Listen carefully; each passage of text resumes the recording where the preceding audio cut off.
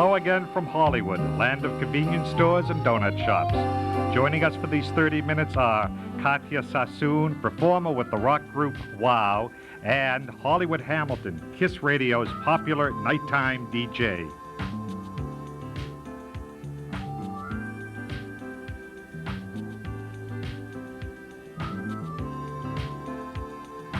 And now, here's your man of the half hour, Skippy Lowe.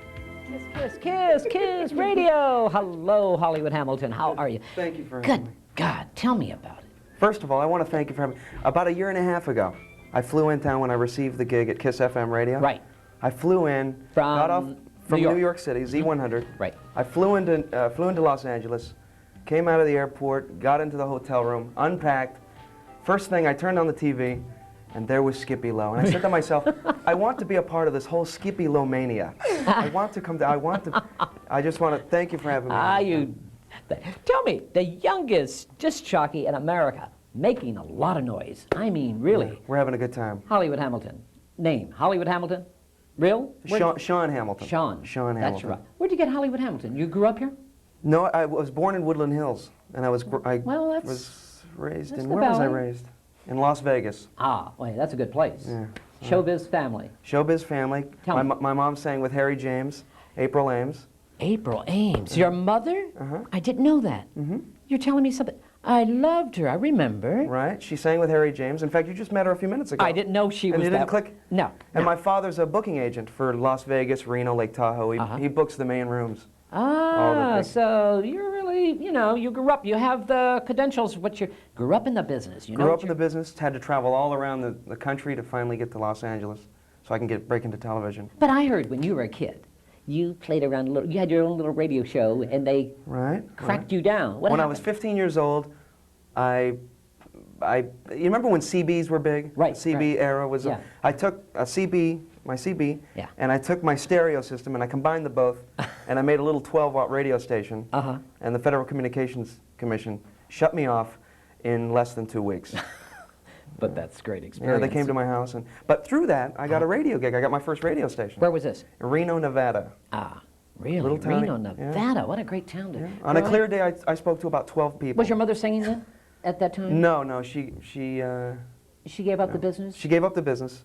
Right, to become... How many children do you? I mean, I have 2 other brothers. 2 other brothers. Are they in the business? One's a bass player for Belinda Carlisle. And I just met Belinda and her husband. Wonderful restaurant, Mason's. Exactly, yeah. It's a great restaurant, great restaurant. And my other brother's a radio personality in Chicago. So, the radio. What made you get into radio, though, when you... When I was young, I said, I want to be an actor. I want to be an actor/television personality. So I said to myself, rather than running away from home, and running away from home to run away to Hollywood, I thought I'd become a radio personality and travel around to get to LA and come through the back door. I see. And so But, Hollywood Hamilton, you're only a young kid, 24? 24. And you're getting your own television show coming up this September. Happy about that. Tell me about this. What is it? It's a cross between, it's called Flip. Flip? And it's a cross between PM Magazine and Entertainment Tonight for teens. Right. For teens. I hear you're doing a lot of things for teens. You're doing helping kids, telling kids not to drink, drive careful. Well, you don't have to, you don't have to sneak out of your parents' house, steal the car, get the fake ID to get into the adult clubs anymore. Because now I'm on a, 30 or 35 town tour right now throughout Southern California with the biggest names in show business to travel with me. Right. And what we're doing is we're shutting down major nightclubs and arenas in Southern California, and we're opening them up for teens. Great. And we have Tiffany on the bill, Belinda Carlisle on the bill, Weird Al Yankovic, Billy Idol. Belinda Carlisle had a little problem at the beginning. Then she met Mark. Then she met. Well, she had that overweight thing going on, but she accomplished that overweight thing. She's looking good now. She looks great. She looks looking fabulous, and now she's back bigger and better than ever. I love your idea. Isn't that a great idea to help teens get out there, and a young guy like you just to go out there and Well, I wanted to use the power of radio to show kids that you don't have to drink and take drugs to have a good time. You don't have to do that. I see. But you know something? That is a good idea, using the power of radio. But the right tool, you're using it right. There are a lot of people use that, and they don't do it right, and you're doing it right.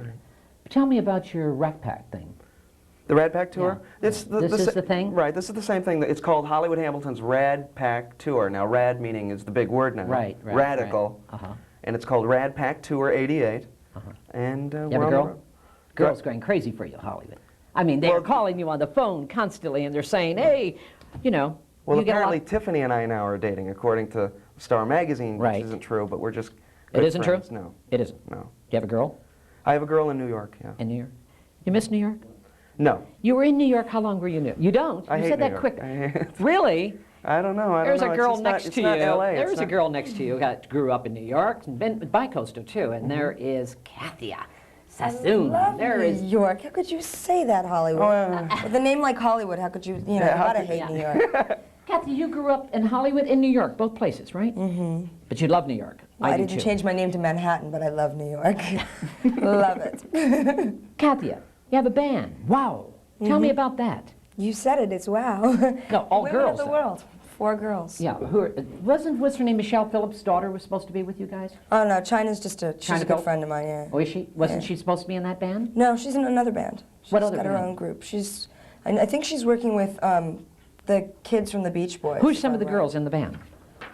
In my band? In your band, Okay, yeah. Claudia Kaleem. She was in another band called Foster Silvers and High Tech. Right. And the Fosters, when they split up, she just decided that Women of the World came up and she auditioned, and like thousands of girls auditioned for it, and I was just in shock. We went in on the audition and we both got it the same day. You know, I interviewed your mother, Beverly Sassoon. Oh, what a glorious, glorious lady. I mean, Yes, she she is. is. You're beautiful too. Thank you you. had your hair at my birthday party, wild and wild. I expected you know. to. I expected you to walk in here with that wild hairdo. Hollywood, you wouldn't believe it. She was wild. And here You she is. animal, you. I'm like I that. am. You like Yeah, that I like- wild, that whole wild Don't you? thing. You I like love that. Yeah, I do. I like that. Yeah. Tell me about yourself growing up as Sassoon's daughter. I mean, was that tough? Well, it wasn't. It was tough at first, but when I started to break into the business, I didn't use my last name at the beginning. You didn't? Because, you know, well, most celebrities, you know, the celebrity kids have to prove a point. So you sort of just say, you know, I'm going to just go out and try to make it without my parents, which it's kind of ridiculous in a way because it doesn't really work because it comes back to you. People are going to go, but wait a minute, what's your last name? And then you say Sassoon. Are you the daughter? Of course. You know, so it doesn't really work. So hiding from it, it's not going to happen. But at first, I won the Face of the 80s in New York, the junior face. Oh, I see. So- You grew up as... Oh, really? Yes, yes. That's when you said Look, teens. I'm sitting here talking about teens. sure. I know teens. that Look show at her, very well. Teen Magazine. She's been on all the covers. This is swim baiting. So. Yeah, I've been contracted to swimsuit magazines for a long time. Look at that body. Isn't that a great body, Hamilton? That's super. Huh? Those legs go all the way up, my darling. They're beautiful, beautiful. This is great. I was This on the- skippy. this was- Got the whole book here. Yeah, this is great. How old They were you- got me for bathing suits. I don't know how. How long you been modeling? Since I was 13, I moved to New York to model. You moved to New York. Now, but you're here now. Well, As- I'm here now as if I've been doing films. I sort of go back and forth because when I was 13, Johnny Casablanca saw me walking down the street in Germany, of all places. And he walked out, I was going into my dad's salon, Right. and he walked in after me and said, I want you for a cover of a magazine. And I turned around, I looked at him, and I'm like, good line, buddy, you know, because I didn't know who he was. You know what happened? At my birthday party, she came into this wild hairdo. Phone call next day, some lady, Kendall Caldwell, who handles Olivia Hussey, she called me. She said she's looking for, an Italian producer's looking for a wild, wild lady. And I says, I got the girl for you, Kendall. I got the girl. And I called her. And you He met. called me immediately. You met, didn't I? Yeah, and Kendall and I are now really good. She's the greatest. I love her. She She's- went to read for it or something. What happened to that film? Is it? Kendall submitted me for it, and I'm up for it now. You are? Yeah, they're really seriously interested in using me. Does your mother sing at all anymore at all? She does some big band things every She once in a does? while. Yeah. Around Vegas? She did something for Harris Harris, a while ago, and she'll pop in and sing a big She band. looks like Betty Grable a little, you know. She's that type of quality. Exactly. Am I right? Exactly. Exactly. Pretty girl. Exactly. Pretty girl. So your mother's been singing around. What's your dad's name? If I could just go back Go to ahead. this for a minute. Go Can we ahead. get a shot on this right here? Do you see many poses on the beach like this? Ah, yeah. Is this- Isn't that At great? night, maybe. You grew up, your father. I an grew agent? up watching him audition dancers for years. Auditioning Sounds like the whole fun. the whole exactly Right. the whole burlesque thing when the burlesque thing was big in Reno and Las Vegas, and I used to sneak in when I was like 10, 12 years old, sneak backstage and watch all the girls. Spy. Do you know That's when I first saw. First saw what? Mickey. Buddy Hackett's son. What's his name? He's in Vegas. You grew up. I think he's a little older than you. Yeah, but what is it? Buddy He's a comedian now. Yeah, he's a comic. Yeah, he used to work that hotel in Vegas a lot. Right. He had a showcase. Tell me more about Flip, though. I got to know more about this Flip when it's open. We have Michael J. Fox, Johnny Depp from Jump Street, and we have him. A sweetheart. We have the biggest teen stars today for the first 13 weeks. We have Tiffany, of course. Everybody. What's happening 21 Jump, isn't he? Yes, he is. What's happening with the teens in America? 88. Tell me something about the teens. Come on. I mean, are they still taking drugs, teens? They're not doing it, are they? They're really not. Well, it is running rapid in America to the drug situation. Not at teens, though. No. Are they really? Bad. It's bad news. Teens are doing Skippy, it's still. That's where it is. Yeah. Oh, I thought really. I didn't know the teens are doing it anymore. I thought they're just giving it all up since Reagan stopped it and saying no. Well, you know, Johnny Depp from Jump Street, 21 Jump Street. Right. He has a big goal in life to just really try to stop the drug situation with teens today. And a lot of celebrities these days are coming together to show kids that you do not have to take drugs to have a good time. You've been around the business, met all the stars around you. You've had chances to take drugs around you, and you've seen it around you. I've been around it. You've been around it, and I've been in it, but it just doesn't appeal to me How did you anymore. escape that? How did you escape that, Cal? Decided I'm just not going to do it, and I'm going to I go and I speak to teenagers at hospitals and stuff. See, I have two wonderful spokesmen here. That's great. I got to get you on the tour. You should. You should. She'd be wonderful. I want to get her on the tour. What do you tell them? What do you tell them? Well, I mean, I speak about, most of the people that I work with are people who are in sobriety, like Heather Thomas is a really good friend of mine. She's great. We lived together Love for her. a while, yeah. And she's, there's a lot of people that have gone through, like the Betty Ford Center or getting sober. Like, I would say the Betty Ford Center has had most of the Beverly Hills teenagers that you would not hear about. Right. That just don't get written up because they don't want to, you know, get exploited or whatever. Exactly. But they have gotten sober, and it's great to be able to say, yeah, I got sober. You know what I mean? And I am sober today. And do they go to meetings? They have a certain places for meetings for teens? Oh, AA, CA, NA. The teens go to AA? I mean, is there AA for teens? It's becoming, well, AA is becoming so much bigger now, not just to adults, because it wasn't like, adults used to take care of it always. It was a meeting for adults, and teenagers would feel really out of place. I would say the majority now is younger people, a lot of younger people. Are we supposed to talk about that, about AA for teens, and can we get away with that? I don't know. I don't like to talk about it. I think when you do that quietly, well, that's why they say AA Anonymous. You know, you don't mention names, and it's okay. Exactly, what you do, exactly. Our situation, the Rad Pack, is for students against drunk driving and teen safe rides. Now, Teen Safe Rides is a group of kids in Southern California that you can call on a hotline if you're drunk, if a kid's drunk. I've heard of this. And they'll come and pick you up at a party and take you home. I think that's for great. free. That's great. That's what you're organizing? Mm-hmm. That's a great idea. That is a good idea. You get a lot of teens calling you. Yeah, we take about 500-600 calls an hour. Are you serious? Yeah, 500-600 calls that many? an hour. You're really busy. What's your time of the day? You start at 6? 6 to 10 at night. 6 to 10. You keep going. What kind of music do you play? Pop, top 40, pop music. Who's the pop things right now? Who's the hottest? The hottest today? Yeah. Prince, and of course I hate to bring her up again. Linda Tiffany. Tiffany. Tiffany. Tiffany's big, and how's Madonna doing? She's cold right now because she's laying low. She's doing a play. She's doing a play, yeah. Any reaction towards that play with her? I didn't see it. I'm going to go see it though. Oh, you are? I'm going to go see it in 2 weeks.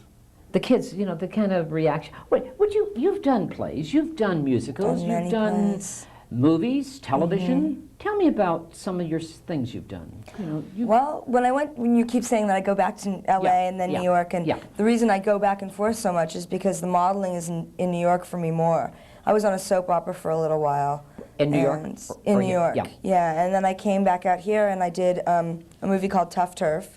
Big teenage movie. I was like the teenage gang leader. And then that was a lot of fun. It got a lot of kids like going, you know, are you really like that? And you know, do you really carry a knife? No, I really don't do these things. People really believe it. Well, that's good because then you were believable. Then. Yeah. Did you study at acting? Yeah. Oh, I've studied all my life. All your life. I've always. Did your mother force you to go into it, or did you do it on your own? Well, I stopped. I didn't go to high school, like finish high school all the way, because I wanted to become. I wanted to just act. So I did a soap opera, and then I did Tough Turf, And then I went back to New York, and I was modeling there, and I got contracted to 17 magazine. So that was like, had to be peach all the time. And then I came back to LA, and I did another movie called Modern Girls. Now Hollywood Hamilton. hold on. I want to you know probably something. didn't know this. Go Stand up. Stand up. Can we get a... Yeah, we could get She made this herself. She made the outfit. Wow. I love it. It's beautiful. Sit down now. She's big for 12. I like your shirt. You know, I love your Mickey Mouse. Get the clothes on that Mickey Mouse. I hope you don't ever wear it backwards because it might bite your chest. No, Skippy, Lowe. Okay. This is the only clean thing I had today to wear, so... Oh, but it looks great, Hollywood Hamilton. Believe me when I tell you.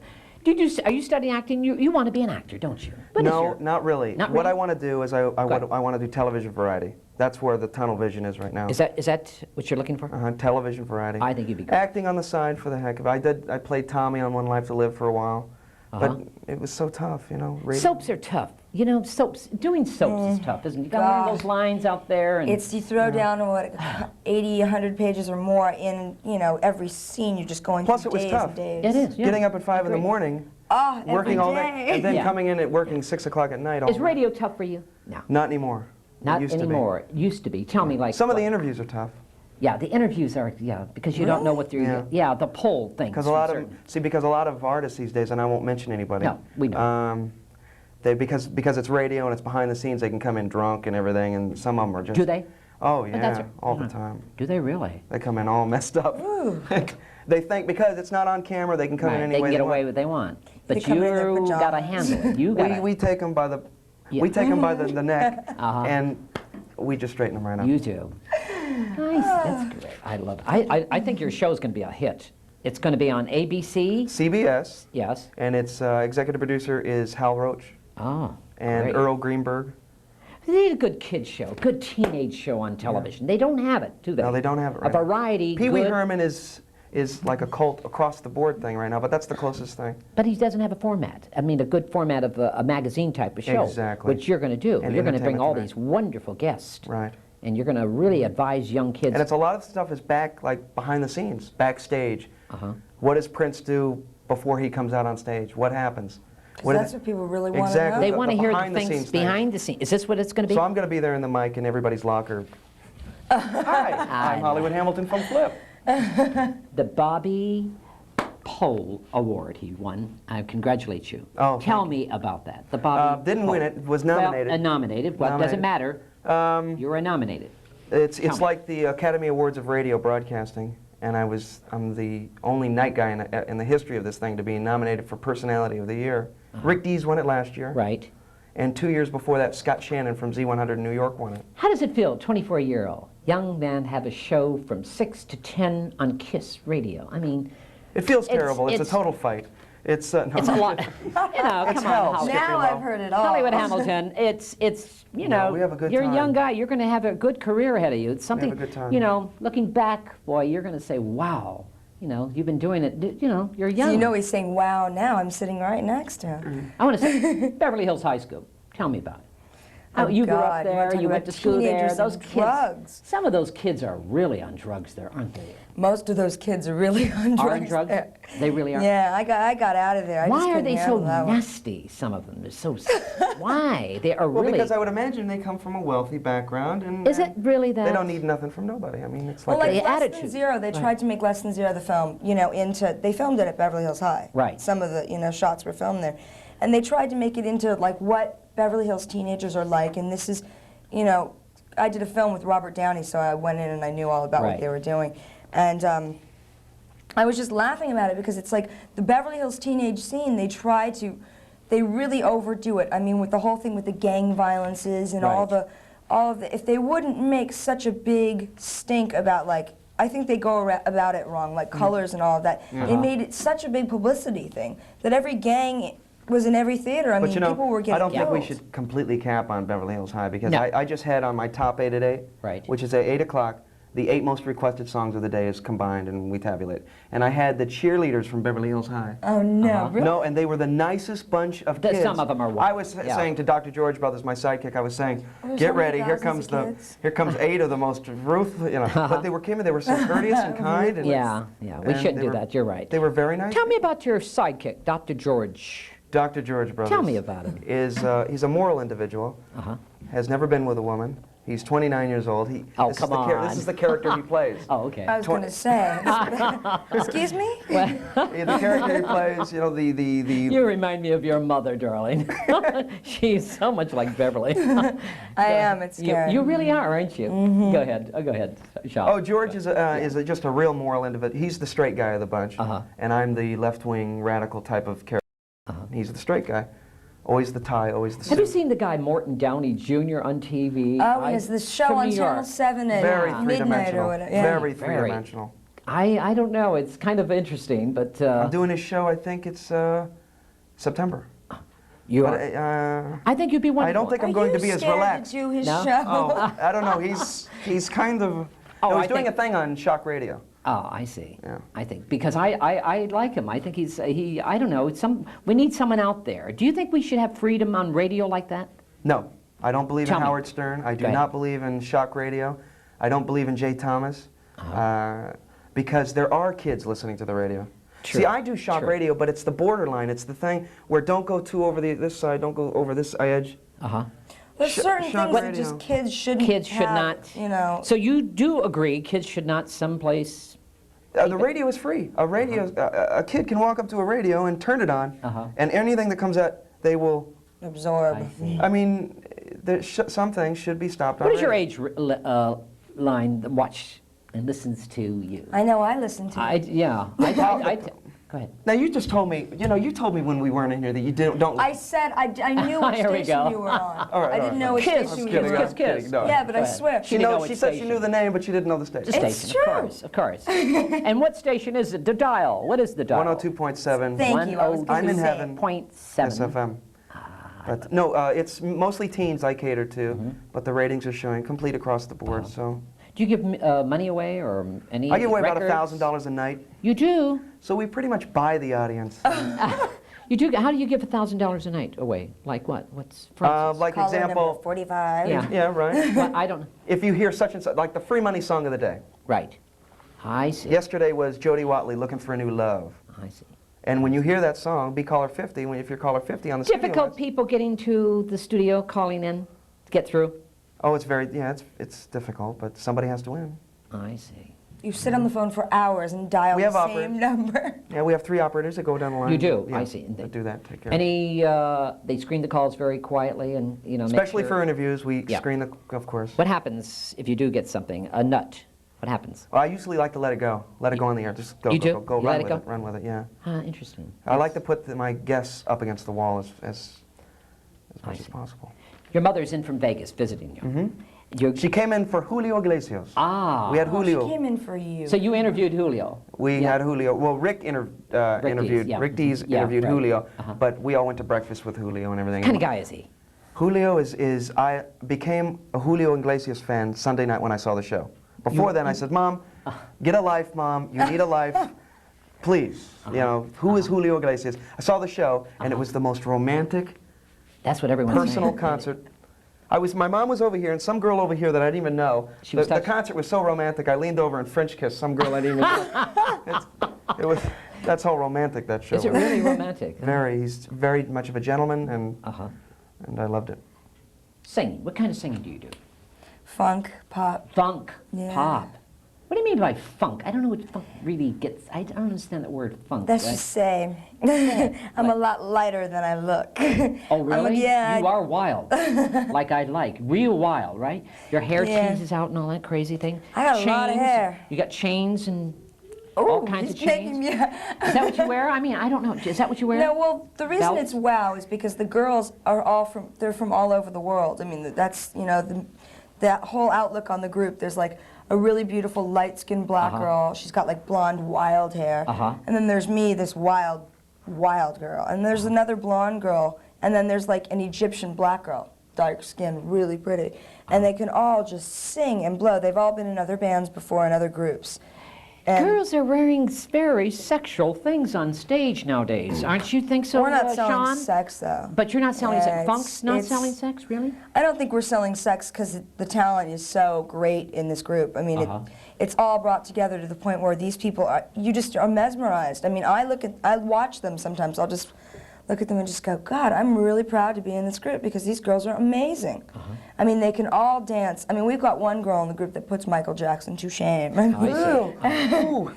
you met Michael Jackson? Really? She can vibrate the hair on her head. I mean, it's scary. She's unbelievable. I mean, just the kind of dancing she does. Yes. But she's just unreal. Sean, have you met Michael? Met him once. Tell me about it. Tell me about your meeting with him. He's not what everybody thinks he is. He isn't. Not at No, all. not at all. Very quiet. Quiet, yes, but he's not a freak like everybody He's very quiet. Just he's quiet and he's just ordinary.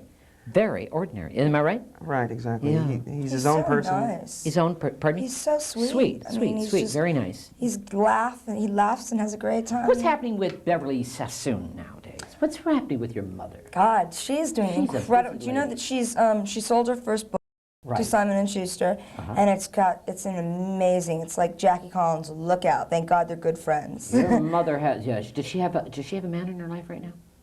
Come on. God. Well, I think Catya. she's away with Sidney Sheldon right now. Is she? Oh, she's going I out don't with know. him. Now, what about you? Do you have a man? Do you? Hey, you're single, aren't you, Sean? Yeah, I come just on, became Sean. single. But you know, listen, I'm having trouble looking. You know, every time I'm looking at you, my eyes keep. We have to just. I don't blame you. Right, well, you know. I didn't say. Get a medic in here, please.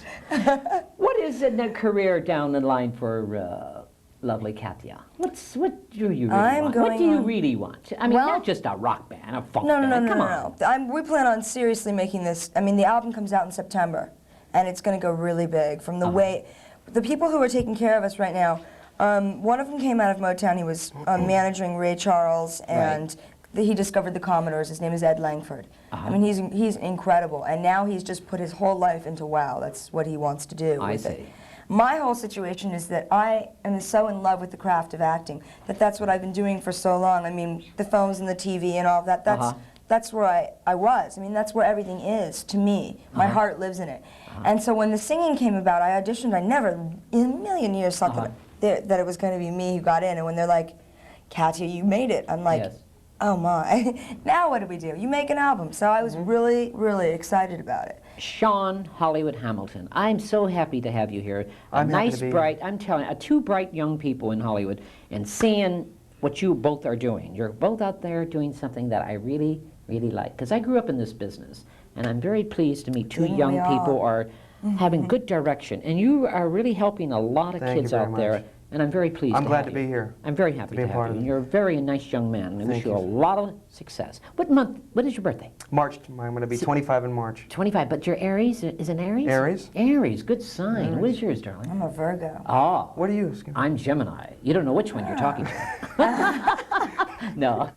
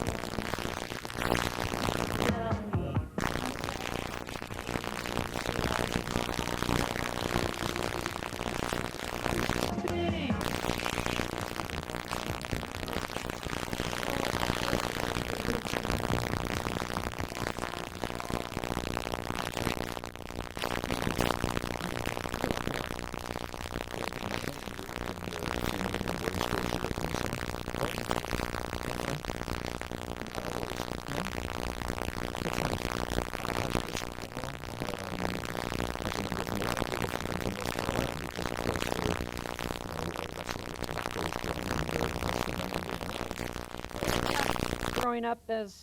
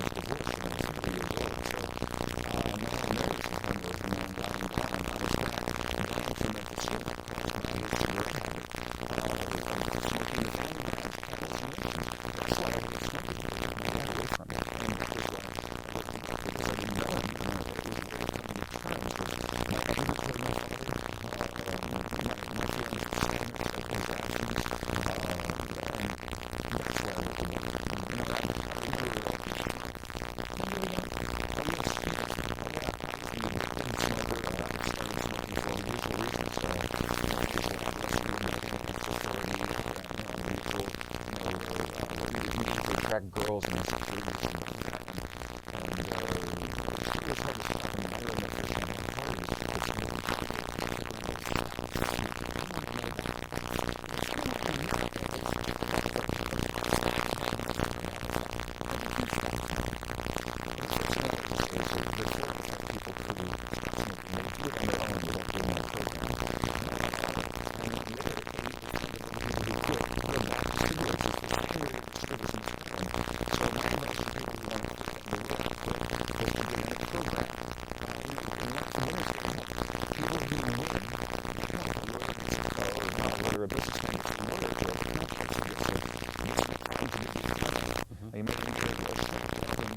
the first time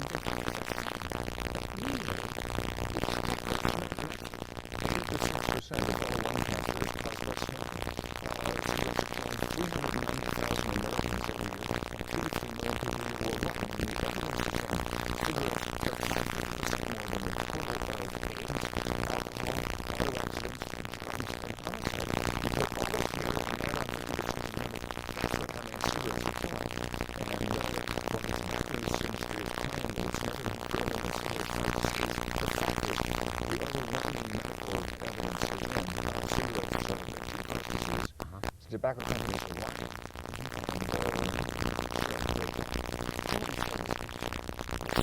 R.J. Reynolds.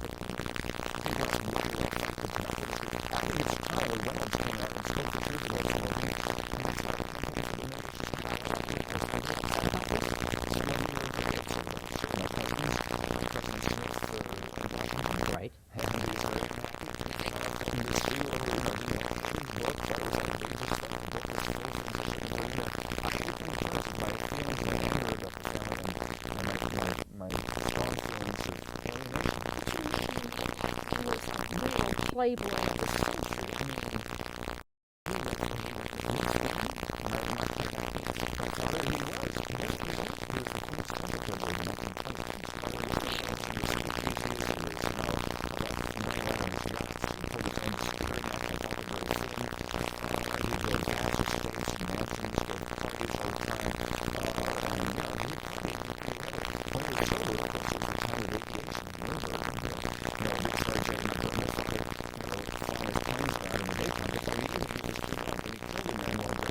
England. He did.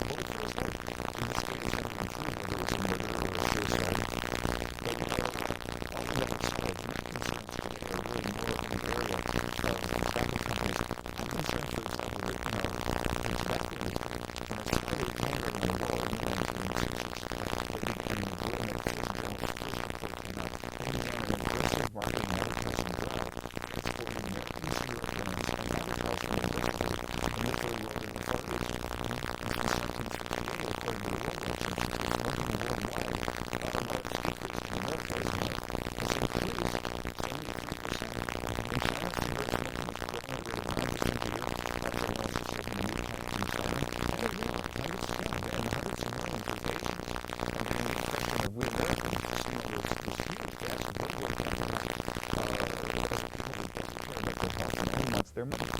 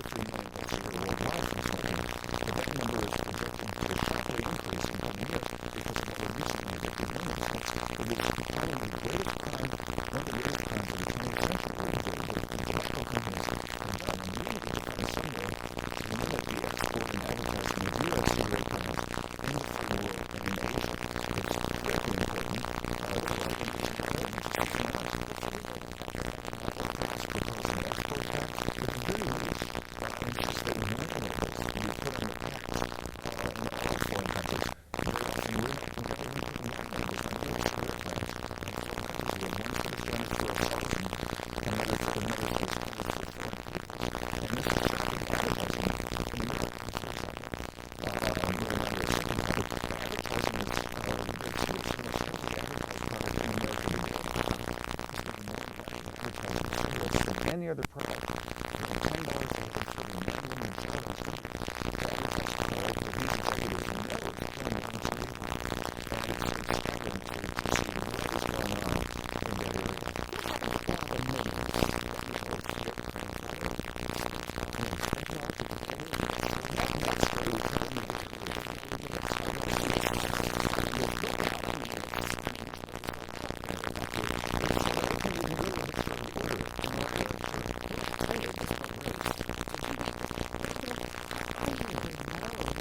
Your performance last night, the Westwood Marquis. Right. Robert Carroll is from New York. Did you ever see her work at the Bellman's Bar at the Carlisle Hotel. At the Carroll Hotel, of course. Yes, Sure, you're very well known, my dear. Well, I'm so pleased to be here in Los Angeles. Well, I'm just fine. We had a wonderful opening last night. It was a great opening. Wasn't it fun? Oh, packed, real jam. It's Tell me, what do you think of this young man doing what he's doing? He's getting, I mean, let me tell you, I think it's just so marvelous. because you're a singer, and you know. Yes. I think it's so wonderful that he has dedicated his life to this cause. And I feel so strongly about what he said, particularly about his father. He said, my husband died of emphysema. He did. 2 years ago. And so I know whereof you speak. And it was dreadful because, as you know, emphysema is such an insidious disease. It takes a long time, and it works terrible ways. And I always felt so guilty because I always felt if I had said the right thing, or if I had been able to get him to stop smoking, and why couldn't I get him to stop? And I never could. I mean, I Did he smoke Camels? smoke enders and, you know, everything imaginable. No, he smoked Marlboros. Marlboros. But My it doesn't father matter. My father smoked Camels, and he died too. I didn't want to tell you that, but he did. No kidding. Yes, he did. And It takes around 30 years on the average for, I'm very sorry that your husband But we 3 share years, that. three packs a day, my dad. 3 packs a day. 3 years on the end from the time you start smoking and the time you start getting the disease. And of course, whether it be heart disease or lung disease or emphysema or cancer. And the fact is that 90% of all people who smoke have submitted before even reaching the age of 20 years old. So the fact is that I have called for a law which would ban the sale of cigarettes to anyone under the age of 21. There should be a photo ID required to buy cigarettes. There should be severe penalties to merchants caught selling to minors. We now apply to the sale of alcohol in these states to not apply to the sale of cigarettes. We really need to start taking this seriously. Advertising is something we don't take it very seriously. And I think that when you realize that it's children, like in their mid-teens, for their first experience starting smoking, and then they are already into the product we know is addicting as heroin before even reaching the age of 20. That is why I'm so angry at the tobacco companies. They are that smooth character that the cartoon directly at teenagers, and moreover, it's targeting children. So this kind of thing has to be stopped. We need to ban cigarette advertising altogether. I'm fighting at my foundation, Foundation for Smoke-Free America. Smoke-Free America. Yes, and I understand. What's your foundation? We'll be giving out the phone number during the show, putting it on the camera, and I'm grateful for that opportunity because we need all the calls we can get. We need all the support we can get. Nightclub, Yes, singing, I do. jazz, Yes. You're a jazz All that performer. good stuff. Well, I've been doing it forever. I started when I was very young. Where are you from originally? I'm from Worcester, Massachusetts. Ah. That's actually went to art school. Really? Yes. I've been playing in New York for many years now. And I'm here in Colorado Hotel for about 14 months. So when you're leaving Manhattan, you are you're trying to bring society, cafe society. To Los Angeles. Well, I never quite thought of it that way. Oh, there isn't a cafe society in Los Angeles. There isn't? Is there? I don't know. Oh, Tell me. and it's a new vogue. Well, tell me people, where, people are Patrick. going. Tell me where. In Well, this Los Angeles. I hope that's so. what I hope. Well, last night I sat there. The Westwood and there are a few other clubs, but I know for one thing that the old songs, the old music. Do you see the old music? Yes. Of Does. course, sure. You know. Not Of course. Michael Fine. Not Fine sings Rogers and which is what I do. Wonderful. And that is having such a vogue. You know, I think Time Magazine gave 2 pages to this new fashion. Well, let me tell you, it's not a new fashion. You see, the old songs, the old standards have always been around. York. Absolutely. Of course. And I think it's so wonderful that younger people are now recognizing the fact that this is the good stuff. That these are the songs that last. Yes. These are the songs with the good lyrics and the good music, and that Jerome Kern and Bill Dixon and Cole Porter and Irving Berlin are doing everything that's Exactly. new or current. And very simple. Just come on over. Speaks and you listen, you understand. These singers today, you don't understand, the lyrics. I'm singing lyrics that have meaning. See, I'm singing lyrics of Larry Hart, or Dixon, or of Irving Berlin, like that. And they really had something to say and knew how to say it in a clever way. You work Boston. You work all the. I work everywhere. You do. For the past 2 years, I've really been focused in New York. In New York. And I have a new album out now, which I'm That's what I thrilled want to about. Tell me about that. It's called Old Friends, and Old Friends is the name of a Stephen Sondheim song. Wonderful. That was a song that was featured in a show called Merrily We Roll Along, which was not one of his big hits. Right. But the story was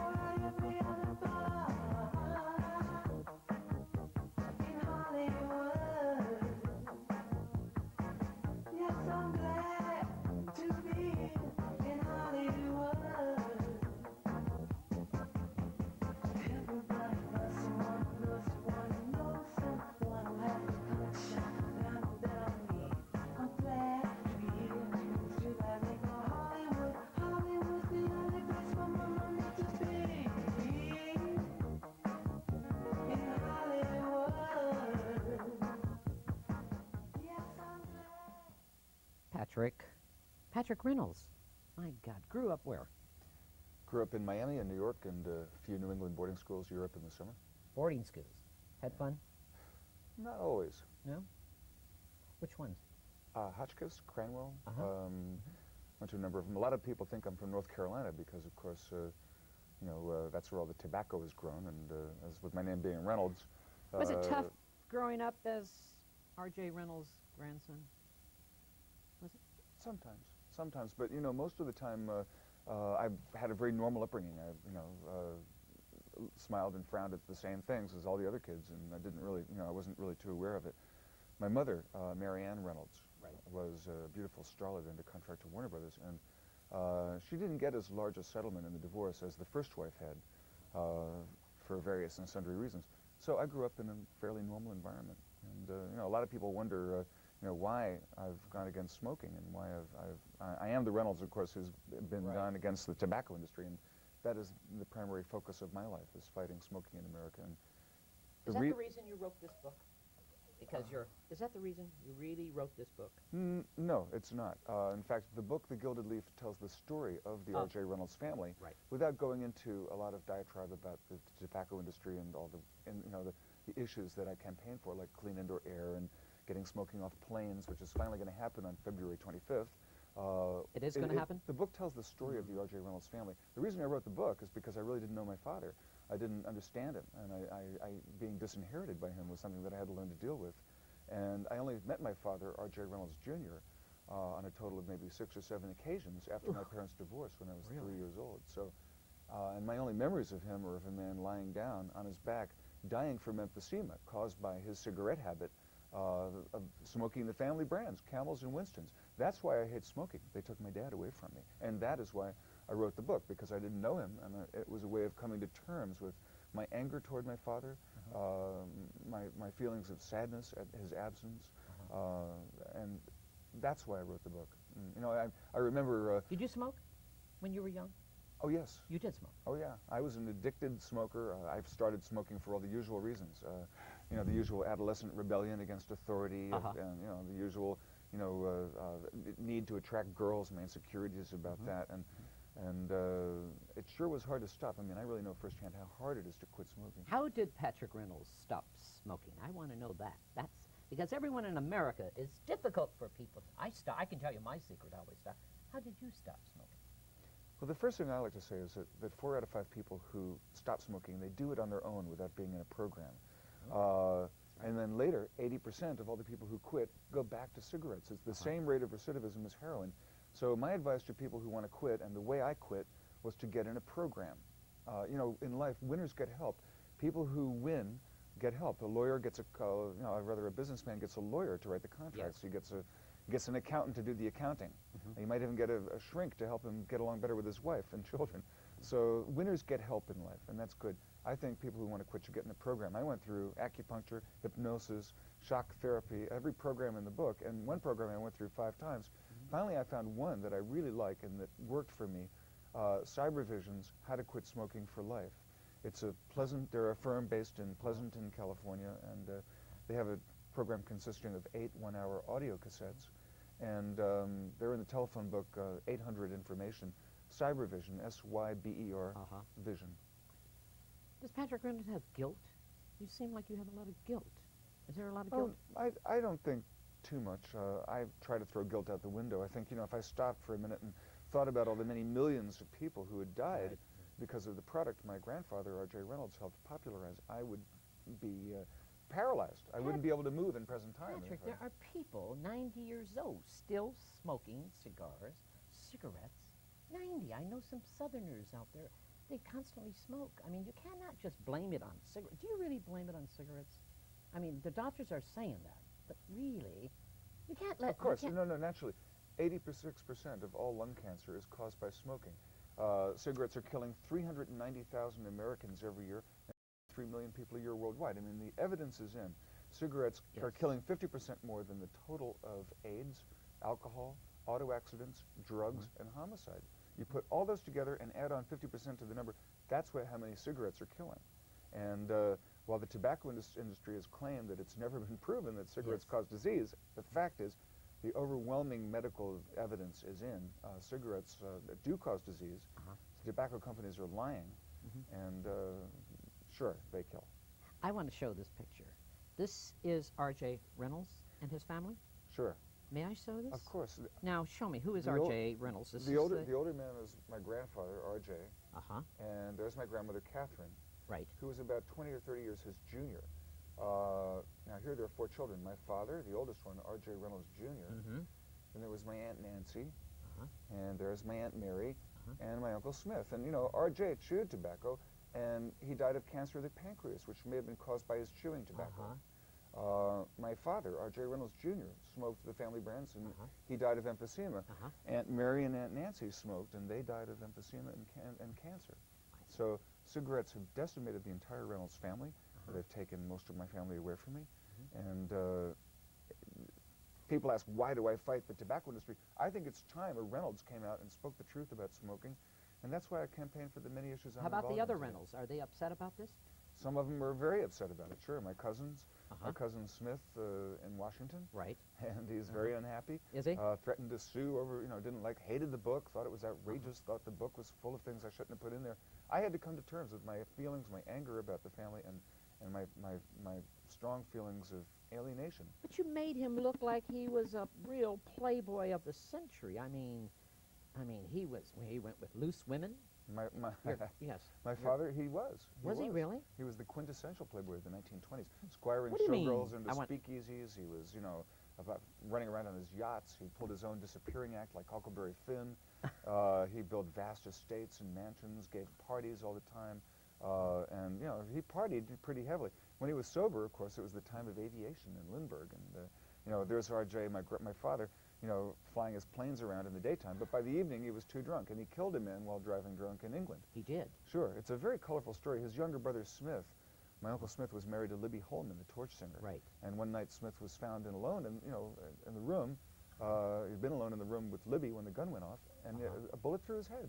To this day, it's never been proved whether it was a murder or a suicide. But, you know, all of that aside, my concerns today are really more in the area of the tobacco companies.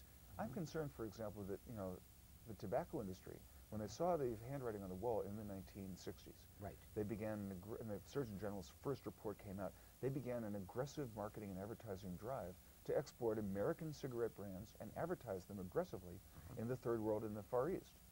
And since 1968, according to the World Watch Institute, smoking worldwide, while it's decreased in America, as we know, has increased 73%. In China, cigarette smoking is growing at a rate of 9% a year. R.J. Reynolds just opened a new plant in China. Did they really? Hundreds of millions of Asians are getting the impression of we Americans, seeing all this huge, vast billboard campaigns, right, as a people that doesn't care about their health and only wants their money. And these people know little about the health consequences of smoking. Many of them do. And they're getting addicted by the millions. And right now there's 2 to 3 million deaths a year worldwide from smoking. But that number is projected to sharply increase in coming years because of all the recently addicted millions. It is probably the greatest crime, one of the greatest crimes of the 20th century, what the tobacco companies have done. And we need to find some way to limit the export and advertising of U.S. cigarette brands in the Third World and in Asia. It's critically important to our image abroad and to saving lives. What should we do then, Patrick? I mean, like... Well, perhaps propose an export tax. At the very least, insist that warning labels be put on the packs in all the foreign countries. Very often we don't even put warning labels on U.S. cigarette brands in foreign countries. We have one set of standards for ourselves and another set of standards for foreign peoples, and this is shocking. Advertising in America, for example. Moving on to a second topic, advertising is, cigarettes are the most heavily advertised product in America today. They're spending more money advertising cigarettes than any other product.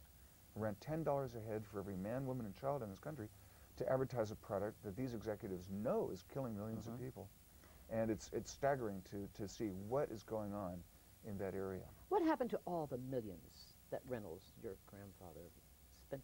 I mean, spent it all? Did you get any? You got some. Well, that story we tell in the Gilded Leaf. In the Gilded Leaf. Yes, I got but some of it. But you just sold this book out. I mean, this book is sold out. Matter of fact, it's sold out. You can go to a bookstore and order it. And order it. Sure. Boy, I tell you, this book really. Did you read this, Barbara? How are you? Hello. I saw your performance last night Oh, at I'm the glad. Westwood Marquee. Right. Robert Carroll is from New York. Did you ever see her work at the... At the Bellman's Bar at the Carlisle Hotel. At the Carroll Hotel, of course. Yes, Sure, you're very indeed. well known, my dear. Well, I'm so pleased to be here How in are you, Los my Angeles. darling? Well, I'm just fine. I had a opening that last night. It And was a great opening. Wasn't yes. it fun? Packed, real Yeah. jam. It's Tell a- me, what do you think of this young man doing what he's doing? It's getting... I mean, Well, let me tell you, I think it's just so marvelous. because you're a that he- singer, and you know. Yes. I think it's so wonderful that he has dedicated his life to this cause. Right. And I feel so strongly about what he said, particularly about his father, because my husband died of emphysema. He did. 3 years ago. And so I know whereof you speak. I'm and sorry. It was dreadful because, as you know, emphysema is such an insidious disease. It takes a long time and it Right. works its terrible ways. Uh-huh. And I always felt so guilty because I always felt if I had said the right thing or if I had been able to get him to stop smoking, and why couldn't I get him to stop? And I never could. I mean, I dragged him to hypnotists Did he and smoke Camels? smoke enders and, you know, everything imaginable. No, he smoked Marlboros. Marlboro. But My it doesn't father matter, I smoked don't think. My father smoked Camels, and he died of emphysema too. I didn't want to tell you that, but he did. No kidding. Yes, he did. And go ahead. It takes around 30 years on the average for, I'm very sorry about your husband, I'm sorry about your That's dad. right. No, that's right. But We 3 share years, that. three packs a day he used to smoke. My dad. 3 packs a day. It takes So- around 30 years on the average from It does. the time you start smoking and the time you start getting the disease. And of course, whether it be heart disease or lung disease or like emphysema or cancer. And the fact is that 90% of all people who smoke have cemented in their nicotine addiction before even reaching the age of 20 years old. So the fact is that I have called for a law which would ban the sale of cigarettes to anyone under the age of 21. There should be a photo ID required to buy cigarettes. Yes. There should be severe penalties to merchants caught selling to minors. We need the same laws that now apply to the sale of alcohol in the United States to now apply to the sale of cigarettes. We really need to start taking this seriously. Advertising is one reason we don't take it very seriously. And I think that when you realize that it's children, like in their mid-teens, that are first experimenting and starting smoking, and then they are already addicted to a product we know is as addicting as heroin before even reaching the age of 20. Right. That is why I'm so angry at the tobacco companies. They are, that ad, smooth character with the cartoon figure, advertising Camel cigarettes is an insidious piece of advertising really aimed directly at teenagers. Yes. And moreover, it's appealing to children. So this kind of thing has to be stopped. We need to ban cigarette advertising altogether. And I am fighting at my foundation, Foundation for a Smoke-Free America. Smoke-Free America. Yes, and I understand Patrick's, is that your foundation? we'll be giving out the phone number during the show, Yes, putting okay. it on the Carroll. And I'm grateful for that opportunity because we need all the calls we can get. We need all the support we can get. Robert Carroll, you Yes. work nightclubs, playing the piano, Yes, I singing, do. jazz. Yes. You're a jazz All that performer. good stuff. Yes. Tell me about it. I Well, wanna I've know, been doing it forever. I started when I was very young. Where are you from originally? I'm from Worcester, Massachusetts. Ah, Near where Patrick went to prep school. Yes. I've been playing in New York for many years now. And I've been at the Carlisle Hotel for about 12, 13 years. So when you're leaving Manhattan, you're really camping out because it's different. You're trying to bring society, cafe society, to Los Angeles. Well, I never quite thought of it that way. Oh, there isn't a cafe society in Los Angeles, There darling. isn't? Is there? I don't know. Oh, there You is, tell me. and it's a new vogue. Well, tell me people, where, people Patrick. are going. You know. tell me where in Well, this I hope Los they'll be Angeles coming area. to the Westwood Marquee. I hope That's so. what I hope. Well, Well, last night I sat there At the Westwood Marquee, for one, and there are a few other clubs, but I know for one thing that it's in, the old songs, the old music. Do you sing the old music? Yes, Michael Fine. Yes, she Of does. course, sure. You know. Not course. Michael Feinstein. Not Michael Michael Feinstein. Feinstein sings Rodgers and Rodgers Hart and in Hart Gershwin, which in is what I do it. Yeah. Wonderful, and that is having such a vogue. I mean, I remember, I think Time Magazine gave 2 pages to this new fashion. Well, let me tell you, in the Patrick, old songs. it's not a new fashion. You see, the old songs, the old standards have always been around. In New York City, in Manhattan. Absolutely. Of course. And I think it's so wonderful that younger people are now recognizing the fact that this is the good stuff. Right. That these are the songs that last. Yes. These are the songs with the good lyrics and the good music, and that Jerome Kern and George Gershwin and Cole Porter and Irving Berlin are going to outlive anything that's exactly new or current. And I wish I could hear you sing a song. Very simple, just come on over. Patrick, she's so quiet and she speaks and you listen, you understand what she's saying. These singers today, you don't understand, you know, the lyrics. Well, because I'm singing lyrics that have meaning. You see, I'm singing lyrics of Larry Hart or of Ira Gershwin or of Irving Berlin or people like that. And, you know, they really had something to say and knew how to say it in a clever way. So you work Boston, you work all the... I work every you do place, all the but chic. it's just that for the past few years I've really been focused in New York. In New York. And I have a new album out now, which That's I'm what thrilled I want to about. Tell me about that. It's called Old Friends, and Old Friends is the name of a Stephen Sondheim song. Wonderful. That was a song that was featured in a show called Merrily We Roll Along, which was not one of his big hits, but the score was terrific. And Old Friends is a wonderful song, and that's the song which I used as the title for my album. Barbara Carroll, tell me, some of the audiences in Manhattan you entertain who come to see you at the Carroll House. Must be great. Tell me. Everybody comes to the I Carroll know, but House. like who? Give us, Well, share it with Patrick. The President and Mrs. Reagan Right. stay there all the time, and I don't like to sound like a name dropper, No, but I it's guess I okay. will. That's okay. Well, people like Gloria Vanderbilt are there Uh-huh. all the time, Uh-huh. you know, and Pat and Bill Buckley and folks like that. So you become friends with these people. Yes. Yeah. Yes. Mm-hmm. Patrick, the Surgeon General looks up, is honored to giving you a great applause in Washington, D.C. Yeah, he has. He loves Patrick Reynolds for what you're doing. Yeah. Tell me thank about you. it. You become good friends. Well, I'm very fond of the Surgeon General. I admire him, you know, and he's made such an impact and been such a leader and courageous in the face of a lot of opposition politically. He's called my work invaluable to our society. I've also got an honor from the United Nations, the World Health Organization. How nice. And I've been given the Humanitarian of the Year award from Mount Sinai's hospital in Chicago, and many other awards from So the Patrick American is not doing it just for the money. There you, Patrick. Well, there's a lot no- of people out there think you are doing it for the money. Well, there's no You- money in it, no, really. You know, no. I don't get a salary from my foundation. No, we I don't. understand. I don't. We're a non-profit charitable group. Right. In fact, we even have our tax exemption from the IRS and the state of California. So, I'm real happy about that. Oh, I'd love to show this lovely lady. This lady, Barbara Carroll, Who is is it? Patrick Reynolds' mother. Isn't she Oh, beautiful? how nice. Isn't she lovely? there she is in a publicity shot for Warner Brothers during the early 40s, just before she met my father. She was an actress. Under contract to Warner Brothers. Her name was Marianne O'Brien, and she appeared in movies like The Very Thought of You Yes, and yes, yes, Hollywood yes, Canteen. yes, and, yes. Yeah, she. Mary O'Brien was your mother, Patrick? Marianne O'Brien was my mom, I and did she was not great. know this. She Yes. was one of those larger-than-life people, very loved And by. here's your dad? Later in life. Later in life. Dying from emphysema with his oxygen bottle at the That ready. looks so familiar to me. His Does it? lawyer in the background, and now divorcing his third wife, about to move on to his fourth wife.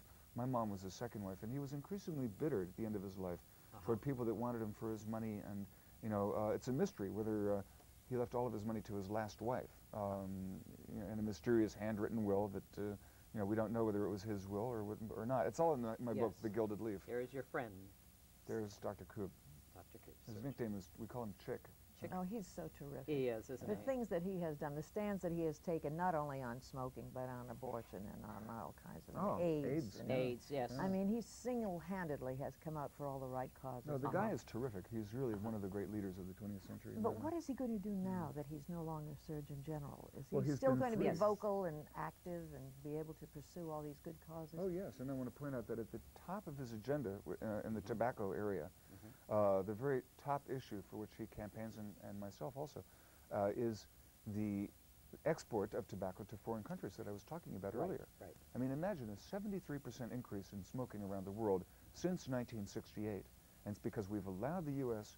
Not only to advertise and market aggressively in those countries, but also to our government. Our very trade office in Washington has been pressuring governments to lower their trade barriers against U.S. cigarettes. We have the government in the United States helping to export death from America.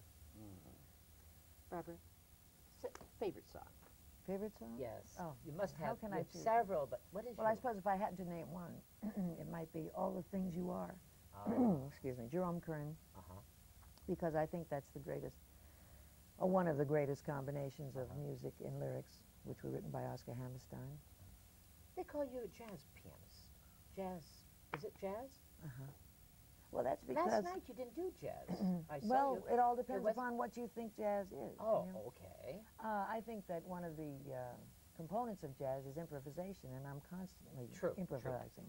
I see. I think maybe some people think of jazz as being loud and raucous and with a very heavy rhythmic percussion kind of driving force going.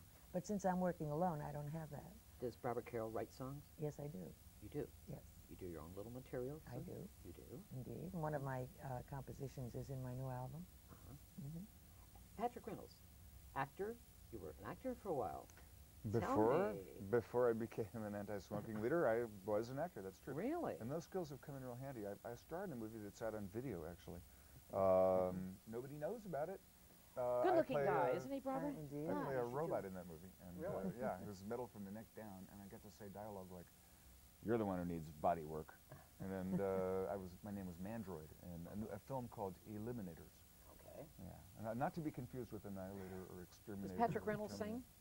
I did, actually, yes. Did you really? Yeah, I studied for 2 years. I recorded 3 singles and trained my voice.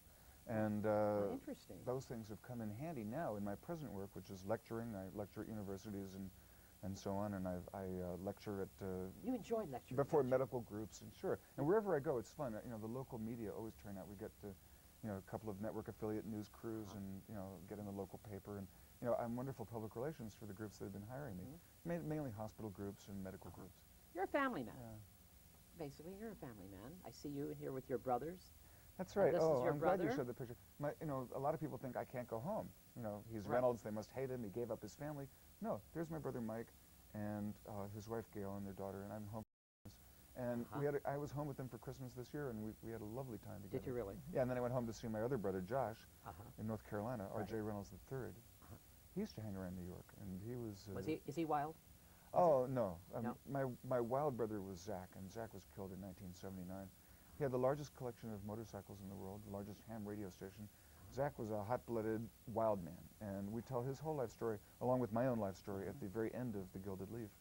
He was an eccentric who predicted his own death in a plane crash. He said, "I'm going to die in a plane crash." Talk with a North Carolina accent. Looking back, Patrick, would you like to be called yourself Patrick Reynolds? I meant Patrick Reynolds. Would you like to have been someone else instead of Patrick Reynolds? Being a wealthy boy, growing up, and father not knowing your dad. You'd like to. Well, I would have liked to have had my dad there, and I would have liked to have had a few things different. But I think, all in all, I'm not going to trade places. You know, I'm with anybody. I enjoy my life. There's been some sadness, and there's been some dysfunction in my family. Right. And you know, in fact, by the way, I've started attending adult children of alcoholics, which is a wonderful thing, and I don't share that very often in public. But ACA is a wonderful way. If you've had a divorce in your family, you don't have to be the child of an alcoholic.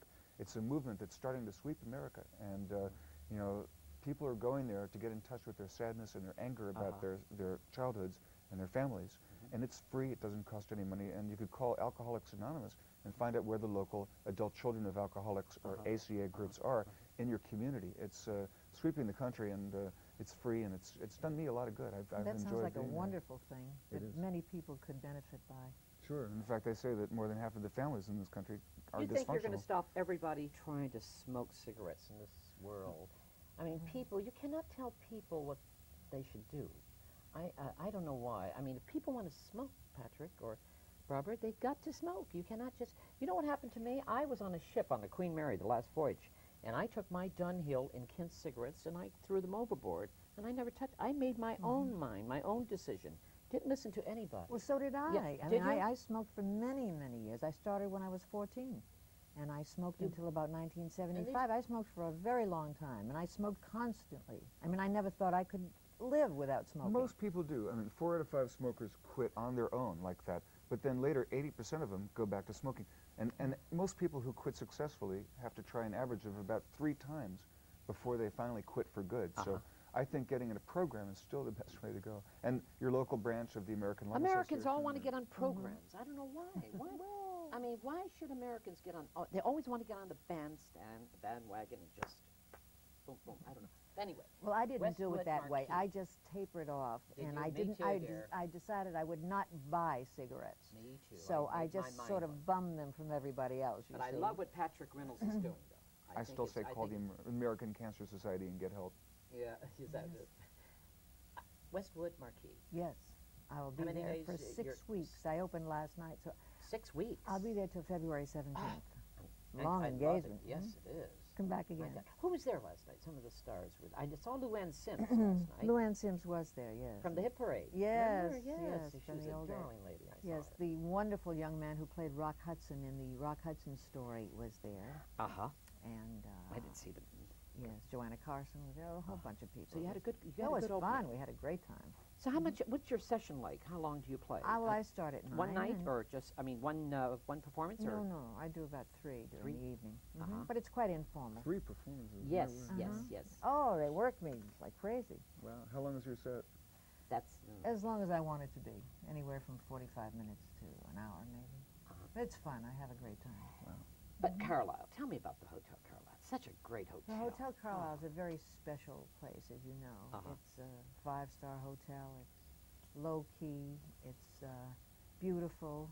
It's very private, so the people who stay there can stay there and feel that not everyone's going to know that they're there and won't care if they're there. Yes. Yeah, my mother used to stay there. Did she? Yeah, she did. And it's privately owned, you see. It's not a chain hotel, so I think that makes a great deal of difference. Patrick Reynolds, would you like to be an actor again? Come on.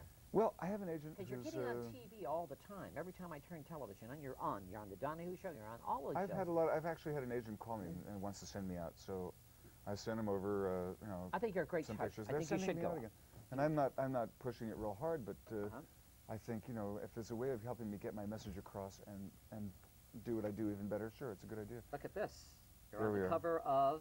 I'm on the cover of a magazine called Hardcore. Wow. It's a new magazine, and I'm also on the cover of another one this month. It's East-West. What's this all about? Yeah. My God, you're hitting all the covers. I've got 2 current magazine covers.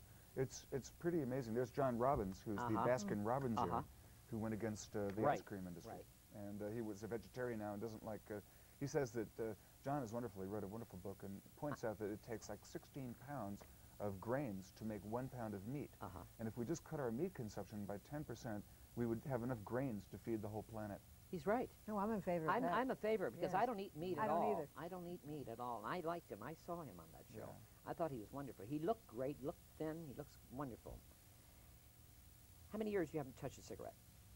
Oh, Lord. It's been since, gosh, 5 years? Almost 5 years. 5. And I, knock on wood, I'm so happy and grateful. And I just know that I'll never go back. My secret for staying off, and how I've managed to do that, is that I realized that I can't have just 1 cigarette. And I noticed that it was always in moments of negative stress, in an argument with my ex-wife, who's a lovely lady now, and we're friends, or in a sad moment or a lonely moment, or in a happy moment. When I'm out on vacation, I'm with friends, and the espresso comes after a wonderful 5-star meal, and some friend of mine will pull out a cigarette, usually a European, and I'll say, "Give me a cigarette now!" And and thinking I can have one. I haven't had one in several months or a year or something. I can have just one, and a dozen times I went back to smoking in that very way. So now, when I'm out to dinner with the friends and the espresso comes and the friend pulls out the cigarette, I go.